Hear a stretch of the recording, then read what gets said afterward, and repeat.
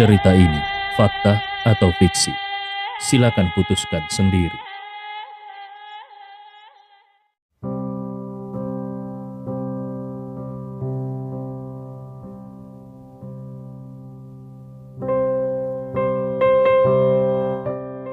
Salah satu dari dua orang yang datang adalah Tommy, yang sebelumnya memprovokasi Andy di rumah sakit dan akhirnya dilempar dari lantai 3 oleh Albert.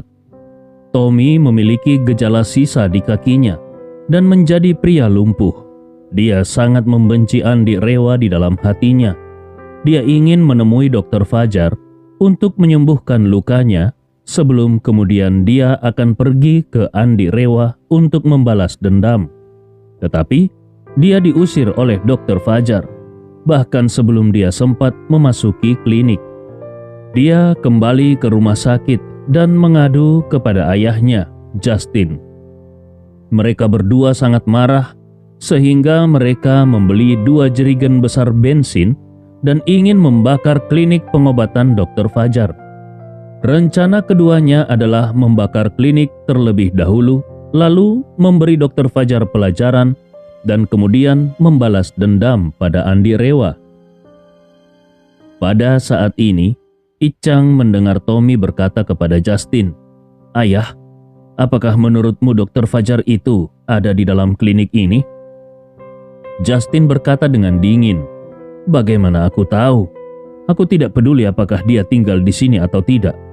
Kalau dia ada di sini, maka api ini akan membuatnya terbakar." Tommy juga menggertakkan giginya dengan marah dan berkata, "Salahnya sendiri karena tidak mau membantu. Membakarnya sampai mati masih terlalu bagus untuknya." Tommy membuka jerigen bensin dan berkata kepada Justin yang ada di sampingnya, "Ayah, kupikir kita harus menuangkan bensin melalui pintu depan. Biarkan bensin menyebar sepenuhnya dan kemudian membakarnya di luar untuk memastikan semuanya terbakar merata. Bahkan kecoak pun tidak akan bisa lolos dengan cara itu." Justin mengangguk. Dia mendengus dingin dan berkata, "Oke, ayo kita bakar mereka sampai mati."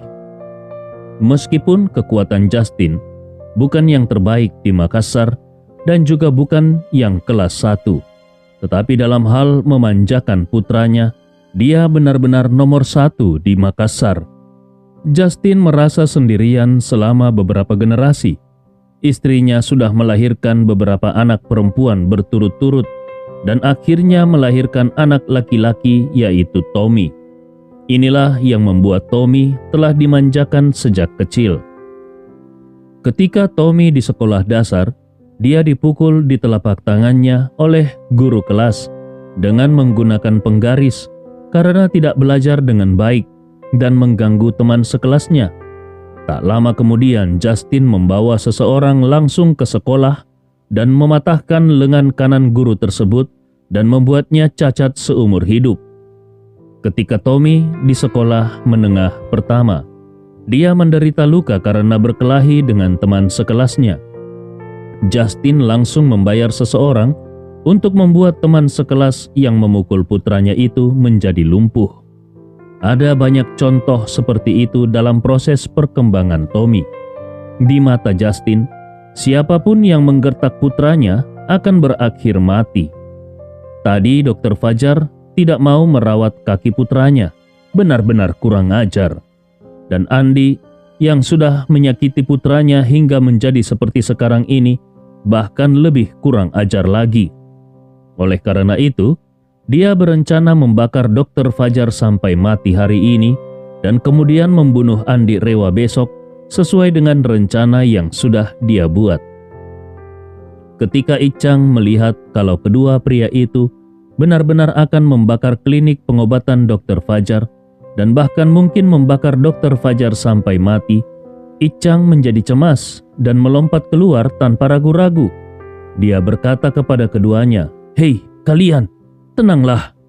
Ayah dan anak itu terkejut. Mereka pikir tidak akan ada yang memperhatikan mereka di malam hari ini. Mereka kaget karena ada seseorang yang tiba-tiba muncul di depan mereka. Selain ketakutan, Tommy juga mengenali Icang dan berkata dengan heran, "Apakah kau adalah orang yang datang menemui Dr. Fajar sebelumnya? Kenapa kau ingin membantunya?" Icang buru-buru melambaikan tangannya dan berkata, "Aku tidak peduli Dr. Fajar hidup atau mati, tapi masalahnya adalah obat ajaibnya selalu ada padanya. Dia selalu membawanya. Aku percaya obat ajaibnya bukan hanya bisa menyembuhkan kakimu, tetapi juga bisa menyembuhkan lukaku. Kalau kalian membakarnya, obat ajaibnya akan ikut terbakar."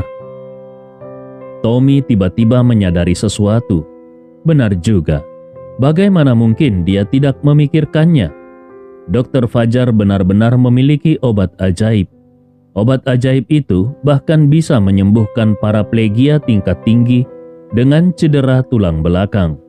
Obat itu pasti ampuh juga untuk kakinya yang lumpuh. Kalau dia membakar Dr. Fajar sampai mati, bukankah itu artinya tidak ada lagi kemungkinan untuk menyembuhkan kakinya yang lumpuh? Tommy menjadi ragu-ragu. Pada saat ini Icang berkata, "Kalian berdua, menurutku lebih baik kalian jangan membakar klinik ini dulu. Pertama-tama, kita harus menemukan cara untuk mengikat orang tua itu, lalu ambil obatnya. Barulah kemudian dia bisa dibunuh." Justin mengerutkan keningnya dan bertanya, "Kenapa kau membantu kami? Apakah kau juga memiliki dendam terhadap Dr. Fajar ini?" Icang berkata dengan dingin, "Tentu saja aku juga memiliki dendam terhadapnya. Dan itu adalah dendam yang tak terbantahkan. Aku juga ingin membunuhnya.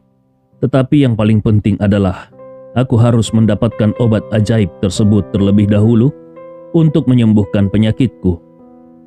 Justin berkata, "Kalau itu masalahnya, lalu kenapa kita tidak bergabung untuk mengikat orang ini dan memaksanya menyerahkan obat ajaib terlebih dahulu, lalu kita bunuh dia?" Icang mengangguk dan berkata, "Oke, kalau begitu, berikan kepadaku nomor HP kalian. Kita cari waktu besok dan kita akan bertemu untuk membahas detailnya." Justin dan putranya tidak tahu kalau Dr. Fajar hanya memiliki setengah obat ajaib. Sedangkan Icang sangat mengetahuinya dengan jelas. Dia hampir mendapatkan setengah obat itu dari tangan Dr. Fajar di sore hari tadi.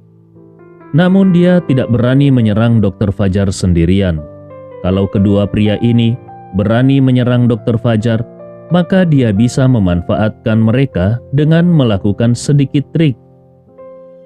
Dia sudah merencanakan untuk pertama-tama dia akan meniru beberapa pil sesuai dengan bentuk setengah dari pil yang dia lihat dan membawanya pada saat itu. Setelah mereka mengikat Dr. Fajar, dia akan mengambil setengah pil yang asli dari Dr. Fajar dan kemudian menempatkan obat palsu yang dia buat untuk diberikan kepada ayah dan anak itu.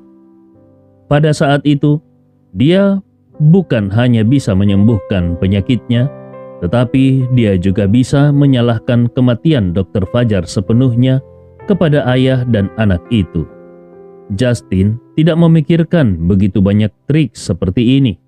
Dia hanya merasa kalau mereka memiliki musuh yang sama, maka setiap orang bisa menjadi kawan seperjuangan. Mereka menang jumlah, dan risikonya juga dibagi secara merata. Jadi kenapa tidak melakukannya?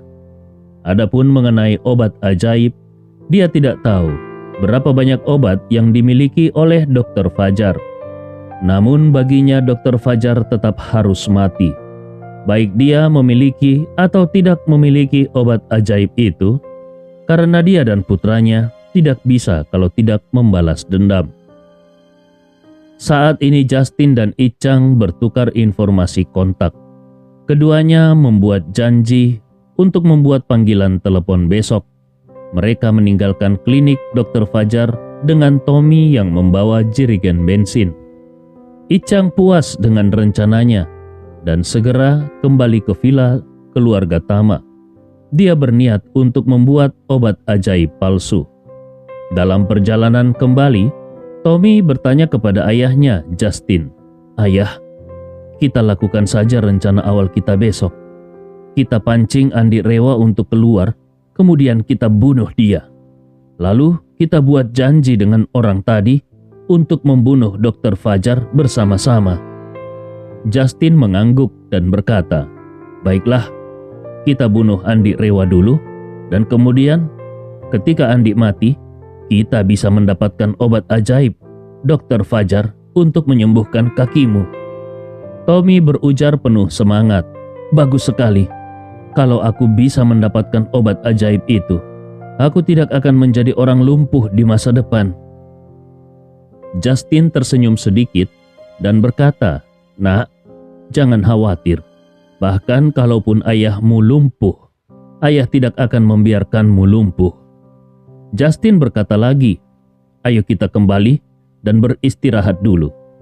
Kau bisa menghubungi Carla besok dan jalankan sesuai rencana kita." Tommy mengangguk setuju. "Baik ayah."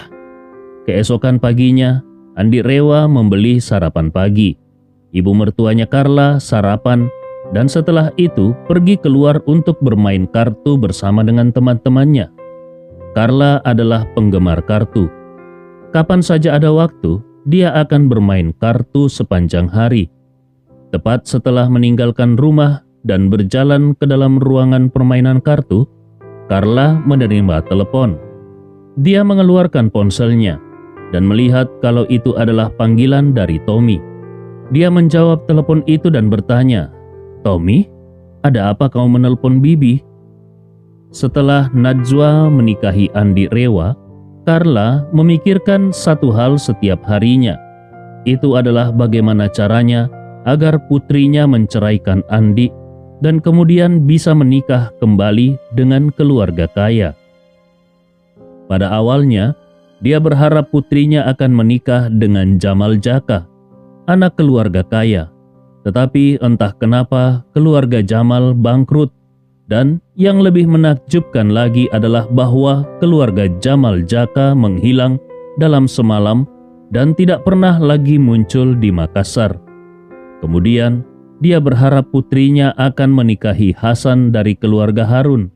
Namun, ketika Hasan membantunya menagih hutang, dia ditampar berkali-kali di wajahnya oleh anak buah Albert, dan Hasan pun tidak pernah berani keluar lagi. Beberapa hari yang lalu, dia berharap putrinya akan menikahi Tommy. Namun Tommy langsung dilempar dari jendela bangsal rumah sakit oleh Albert. Sejak itu, Tommy juga menghilang. Sampai hari ini, Tommy menjadi kandidat terbaik dalam pikirannya. Meskipun terakhir kali dia menemukan kalau Dr. Evan Saputra yang direkomendasikan oleh Tommy itu adalah penipu dan tidak bisa menyembuhkan luka suaminya. Tetapi, Tommy juga menjadi korban penipuan Dr. Evan. Jadi Carla tidak pernah menyalahkan Tommy. Malah sebaliknya, Carla sering merasa bersalah atas patah kaki Tommy. Ketika Carla menerima telepon dari Tommy, dia bukan hanya merasa senang, tetapi dia juga merasa sedikit bersalah. Tommy berkata dengan sungguh-sungguh di ujung telepon, "Bibi Carla, ketika Paman Tama dirawat di rumah sakit karena kecelakaan mobil terakhir kali, aku sudah ditipu dan membawa dokter palsu untuk merawat Paman. Aku tidak punya kesempatan untuk meminta maaf." Carla menjawab dengan nada tersanjung, "Tommy, apa yang kau bicarakan? Bibi selalu sangat bersyukur dan merasa bersalah atas apa yang terjadi hari itu. Bibilah yang seharusnya minta maaf." Tommy buru-buru berkata, "Bibi, ini semua kelalaianku karena aku tidak memeriksa informasi Dr. Evan secara mendetail." Setelah berbicara, dia melanjutkan, "Jadi, aku ingin mengundangmu makan, sehingga aku bisa meminta maaf kepadamu secara pribadi. Kuharap Bibi akan setuju." Carla merasakan kegembiraan di hatinya. Sejujurnya, dia sama sekali tidak merasa kalau Tommy bersalah dalam hal masalah ini. Sebaliknya, menurutnya, Tommy sebenarnya adalah salah satu korban dari insiden ini. Dan karena Andi rewel, kaki Tommy menjadi patah. Tommy benar-benar tidak bersalah. Terlebih lagi panggilan telepon Tommy membuat kesan Carla tentang Tommy menjadi sedikit lebih baik. Tommy sangat antusias, sangat sopan, menghargai dirinya dan keluarga Tommy juga kaya. Tommy adalah kandidat yang baik untuk menjadi menantu yang sempurna. Kalau Tommy bisa lebih banyak berhubungan dengan putrinya dan menyingkirkan Andi pecundang yang berpura-pura kuat dan membodohi orang sepanjang hari itu, bukankah itu berarti putrinya akan bisa menikah dengan keluarga kaya? Yang lebih penting lagi, keluarga Tommy memiliki pusat konvensi dan pameran, dan jumlah pekerjaan renovasi di dalamnya sangat besar. Kalau Tommy dan putrinya bersatu, bukankah proyek ini juga akan jatuh ke perusahaan putrinya? Bahkan putrinya bisa mengambil alih proyek, menjualnya, dan mensubkontrakkannya kepada orang lain. Itu setidaknya bisa menghasilkan laba jutaan, bukan? Sulit menemukan pria baik seperti Tommy yang bersinar. Memikirkan ini, Carla berkata dengan sopan, "Oh, Tommy, kau ingin mengundang Bibi makan malam. Kau terlalu baik. Kau tidak perlu melakukan ini." Tommy buru-buru berkata, "Bibi, jangan terlalu sungkan. Ini memang hal yang harus aku lakukan. Bibi, untuk menunjukkan ketulusanku, aku secara khusus menyiapkan hadiah istimewa untukmu." Hadiah istimewa? Ketika Carla mendengar ini, hatinya langsung meledak kegirangan. Astaga, Tommy adalah anak yang sangat perhatian. Hadiah istimewa yang dikatakan Tommy itu pasti sesuatu yang mahal harganya. Dia tersenyum bahagia dan segera setuju. Dia bertanya dengan penuh semangat, "Tommy, beritahu Bibi waktu dan alamatnya. Bibi akan tiba di sana tepat waktu." Tommy berkata sambil tersenyum, "Bibi, alamatnya ada di Hotel Tiara di Jalan Hertasning. Hotel itu memiliki restoran seafood terbaik di Makassar. Waktunya jam 12 siang.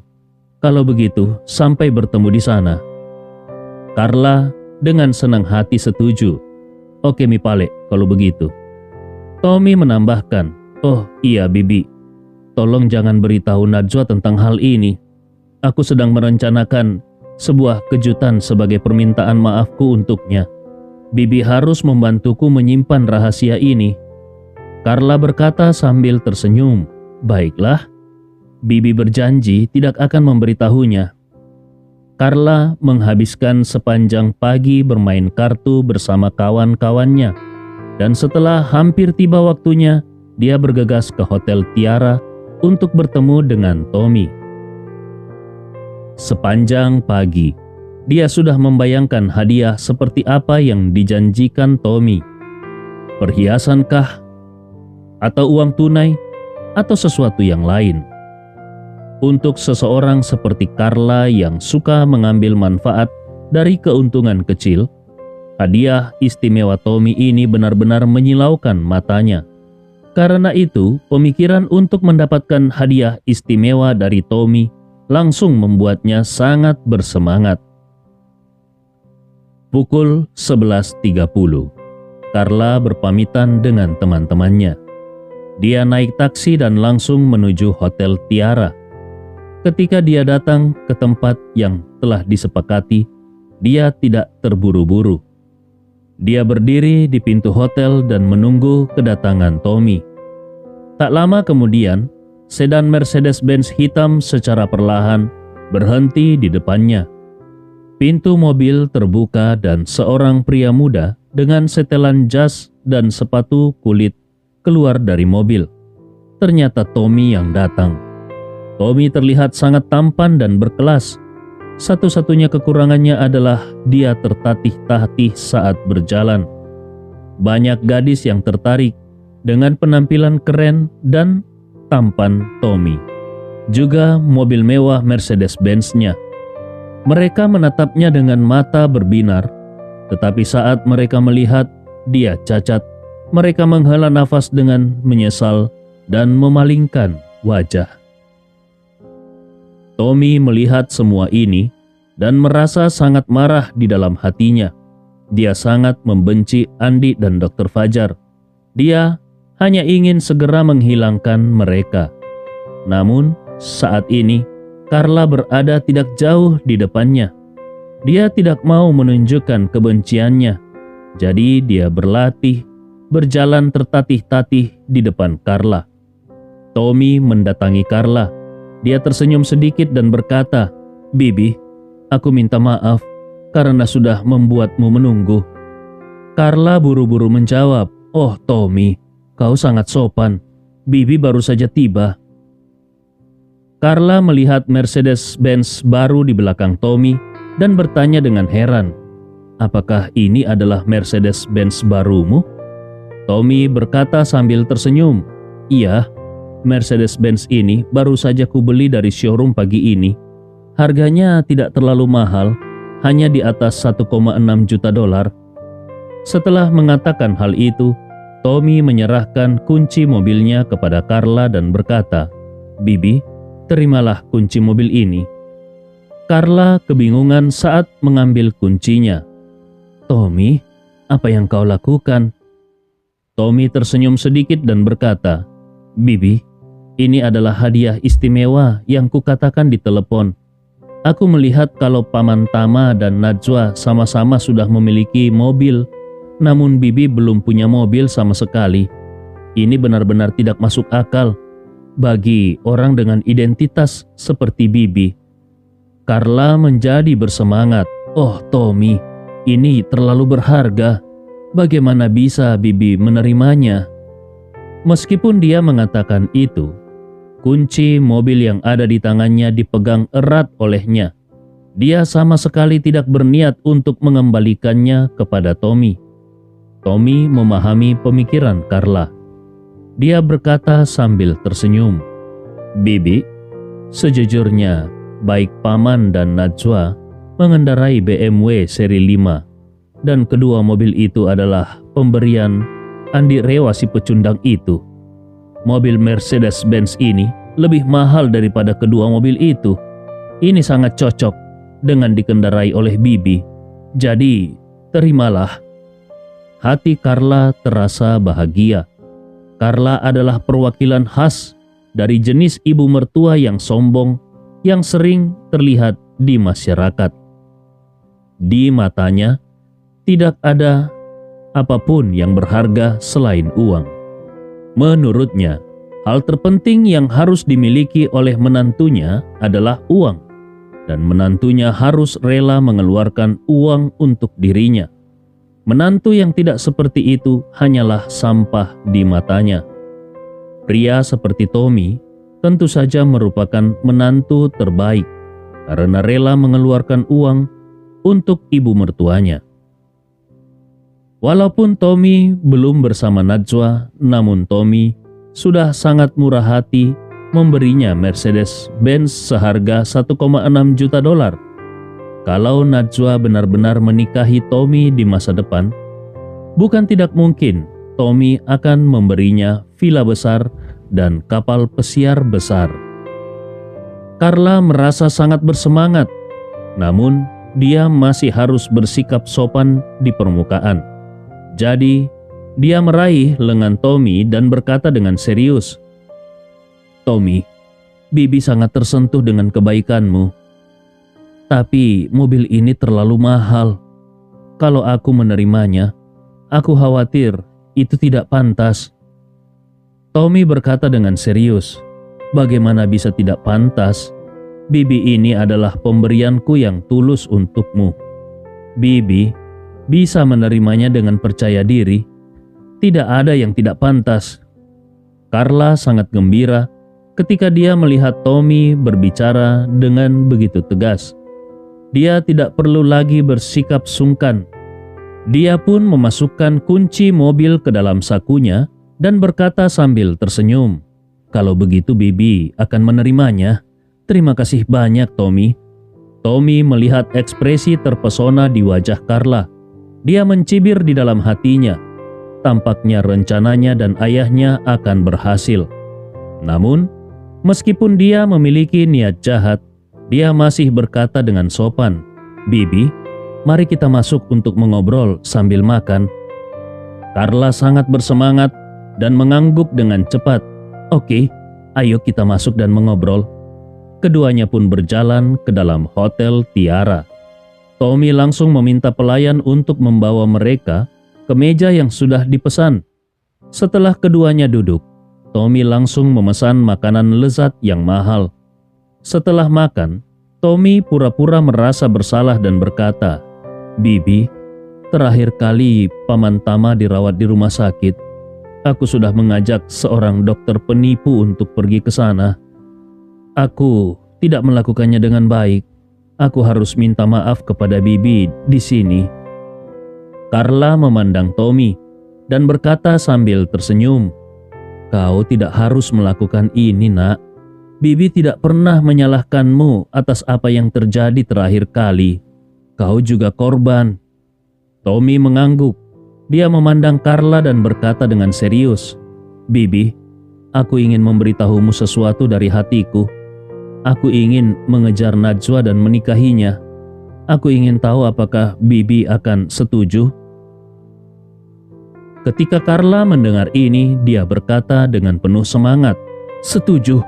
Tentu saja Bibi, 10.000% setuju." Sejujurnya, di dalam hati Bibi, Bibi sudah lama menganggapmu sebagai calon menantuku. Tommy menghela nafas dan berkata, "Menurut Bibi begitu, tapi aku khawatir Najwa masih membenciku sampai hari ini. Kalau kesalahpahaman di antara kami berdua tidak terselesaikan, aku khawatir aku tidak akan bisa berbicara dengannya dalam hidup ini." Carla segera berkata, "Apakah ada kesalahpahaman di antara kalian? Katakan saja kepada Bibi. Kalau kau malu untuk mengatakannya pada Najwa, Bibi akan membantumu." Begitu Tommy mendengar ini, dia tahu kalau ini adalah waktu yang tepat untuk memulai rencananya. Jadi dia pun berkata, "Bibi, sebenarnya aku ingin meminta maaf dan mengaku kepada Najwa secara langsung. Keluarga kami memiliki villa di tepi sungai. Aku ingin mengundang Najwa makan malam dengan cahaya lilin di malam hari. Aku ingin mengadakan makan malam romantis dengannya. Bibi bisa membantuku membuat janji dengan Najwa. Izinkan aku meminta maaf padanya dan membuat pengakuan. Mungkin saja dia akan setuju menikah denganku." Mata Carla berbinar dan dia buru-buru berkata, "Oh Tommy, kau sangat bijaksana. Oke, aku akan menelpon Najwa sekarang juga." Setelah berbicara, dia mengeluarkan ponselnya dan bersiap untuk menelpon Najwa. Tommy sangat gembira dan buru-buru berkata, "Bibi, jangan beritahu Najwa kalau aku yang mengajaknya kencan. Dia pasti tidak mau datang menemuiku untuk kencan secara langsung." Tommy berkata lagi, "Bibi bisa memberitahunya kalau kau memiliki seorang teman yang akan merenovasi sebuah villa besar di tepi sungai dan berharap Najwa mau membantunya merenovasi studionya. Najwa memiliki jiwa wirausaha yang kuat.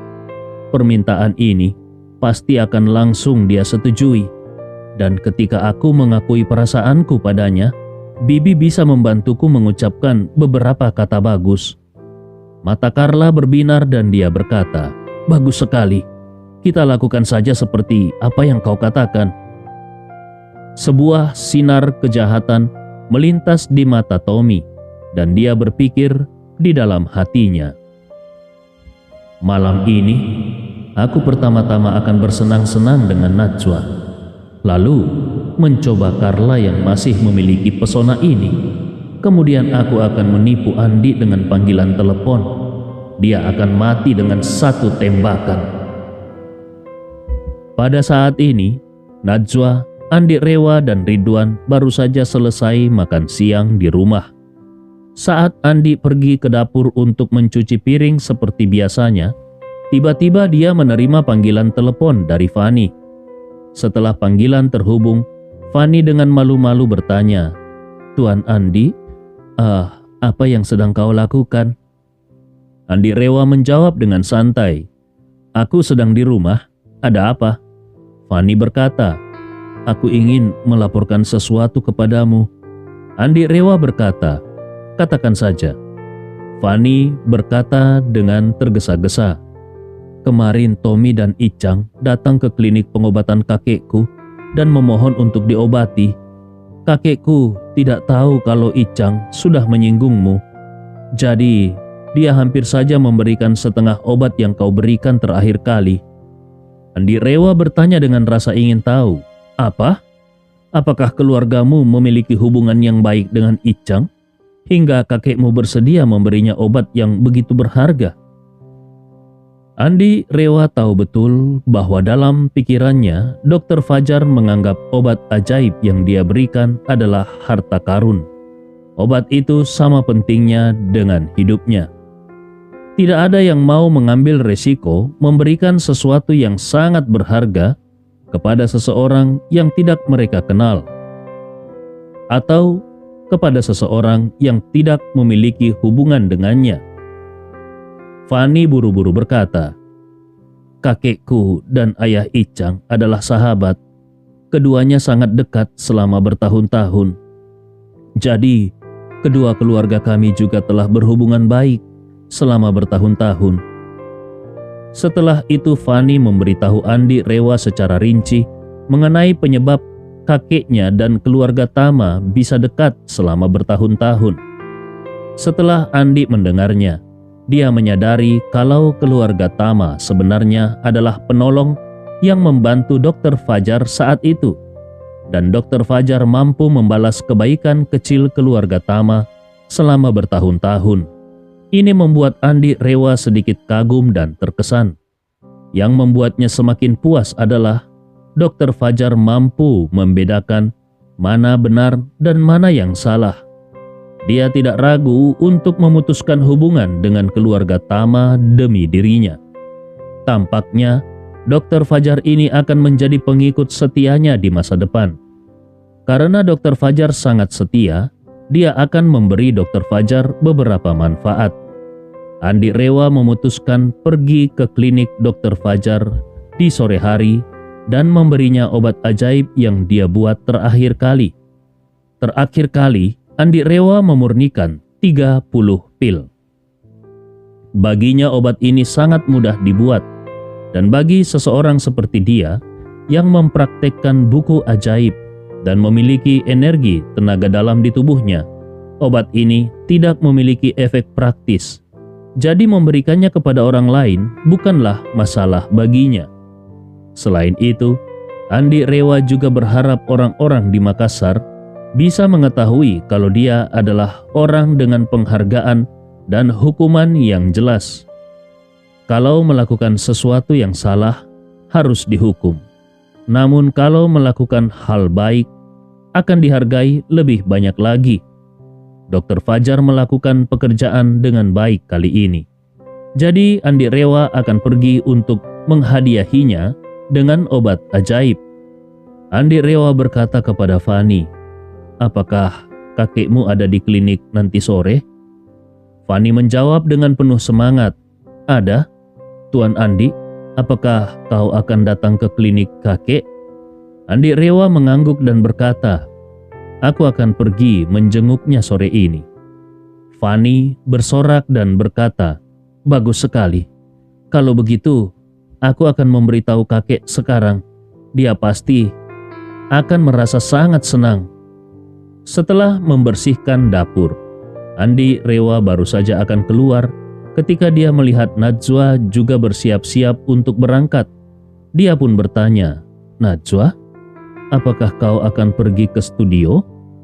Najwa menggelengkan kepalanya dan berkata, "Tidak, ibu baru saja menelponku dan berkata kalau dia punya teman yang ingin merenovasi villa dan ingin aku mengambil pekerjaan itu. Jadi, aku akan pergi dan melihatnya." Andi Rewa buru-buru bertanya, "Di mana area villanya?" Najwa berkata, di daerah Sunggu Minasa. Andi Rewa tersenyum dan berkata, kebetulan sekali. Aku juga akan keluar untuk menemui Dr. Fajar. Kau bisa menurunkanku di klinik Dr. Fajar. Najwa bertanya dengan heran, apakah kau akan menemui Dr. Fajar? Aku bisa ikut juga denganmu. Kita bisa membeli sesuatu dan mengunjungi orang tua itu. Najwa sangat berterima kasih kepada Dr. Fajar karena merasa Dr. Fajarlah yang telah menyembuhkan paraplegia tingkat tinggi ayahnya. Andi Rewa tersenyum dan berkata, kau tidak perlu khawatir tentang itu. Kau bisa mengantarku ke tempatnya dan kau terus saja melakukan urusanmu. Biar aku sendiri yang pergi menemuinya. Najwa berkata, tapi itu sangat tidak pantas. Andi Rewa tersenyum dan berkata, bukan seperti itu. Tapi Dr. Fajar tidak terlalu suka keramaian. Kalau kita pergi bersama, pasti akan terasa ramai. Dia belum tentu menyukainya. Ketika Najwa mendengar ini, dia mengangguk dan berkata, oke, kalau begitu kau bisa pergi lebih dulu. Kalau bisa, buatlah janji dengan Dr. Fajar. Kita undang dia untuk makan malam. Andi Rewa mengangguk. Itu ide yang bagus. Najwa pun mengendarai mobilnya dan mengantar Andi Rewa ke klinik Dr. Fajar. Tiba di klinik, Andi turun dari mobil dan berpesan kepada Najwa untuk mengemudi dengan hati-hati. Dia berjalan ke gerbang klinik sendirian. Dr. Fajar sedang menemui seorang pasien di ruang pengobatan. Ketika dia melihat Andi masuk, dan dia sangat bersemangat, dengan cepat dia bangkit untuk menyambut Andi Rewa dan berkata, Tuan Andi, kau ada di sini? Andi Rewa tersenyum sedikit dan berkata, selesaikan saja dulu pekerjaanmu. Jangan khawatirkan aku. Dr. Fajar mengangguk dan buru-buru memanggil Fani yang sedang meracik obat di belakangnya. Fani, Tuan Andi ada di sini. Keluarlah dan temani dia. Fani segera menyelesaikan pekerjaannya dan berjalan menemui Andi Rewa. Tuan Andi, kau di sini. Suara Fani terdengar renyah dan manis, dan ada senyum polos di wajahnya. Kedua lesung pipitnya membuatnya terlihat sangat cantik. Yang lebih mengejutkan Andi adalah tidak seperti wanita lainnya. Fani selalu memiliki aroma wangi-wangian yang samar di tubuhnya. Sebagian besar apotik memiliki bau obat yang kuat di dalamnya, dan itu tidak berbau harum sama sekali. Namun aroma di tubuh Fani harum, bahkan memiliki efek menenangkan. Andi menatapnya dan berkata sambil tersenyum, sekarang kakekmu sudah pulih. Apakah kau bekerja di balik layar sekarang? Fani tersenyum manis. Benar sekali. Tapi tidak selalu begitu. Kakek secara pribadi akan memeriksa 5 pasien setiap harinya, dan aku akan memeriksa pasien selebihnya. Andi Rewa mengangguk dan berkata, keterampilan medismu sudah luar biasa. Aku percaya bahwa tidak akan lama lagi, kau pasti akan menjadi dokter muda yang terkenal di kota Makassar. Fani berkata dengan malu-malu, bagaimana mungkin bisa seperti itu? Keterampilan medisku jauh lebih buruk daripada kakekku, dan juga jauh lebih buruk darimu, Tuan Andi. Dr. Fajar sudah mengirim pesan pasien pergi dan berkata kepada staf di apotik, sapa pasien yang masih menunggu dan katakan pada mereka kalau aku sedang memiliki tamu penting di sini. Minta maaf kepada mereka karena aku harus menunda waktu konsultasi mereka. Setelah itu dia segera melangkah menghampiri Andi Rewa. Dia menangkupkan kedua tangannya dengan hormat dan berkata, halo Tuan Andi. Ketika Andi Rewa melihat Dr. Fajar datang, dia juga memberi hormat. Sambil tersenyum sedikit, dia melambaikan tangannya dan berkata, Dr. Fajar, kau tidak perlu terlalu sopan denganku. Kau tidak perlu memanggilku Tuan Andi. Panggil saja aku Andi. Dokter Fajar buru-buru membungkuk dan berkata, bagaimana mungkin aku bisa memanggilmu seperti itu secara langsung? Itu sangat tidak sopan, Tuan. Dokter Fajar dikenal keras kepala dalam soal etika. Jadi Andi Rewa juga tidak mau terus mempermasalahkannya. Dia langsung bertanya, Dokter Fajar, ku dengar Tommy dan Icang datang kepadamu kemarin. Benarkah? Dokter Fajar bertanya dengan heran, Tuan Andi, bagaimana kau bisa tahu tentang itu? Fani menjulurkan kepalanya dan berkata, kakek, aku yang memberitahu Tuan Andi. Dokter Fajar langsung menegurnya, kau? Tuan Andi sudah sibuk dengan banyak urusannya. Bagaimana kau bisa mengganggu dengan urusan sepele seperti itu? Fani merasa sedikit sedih mendengar itu. Cerita ini fakta atau fiksi? Silakan putuskan sendiri.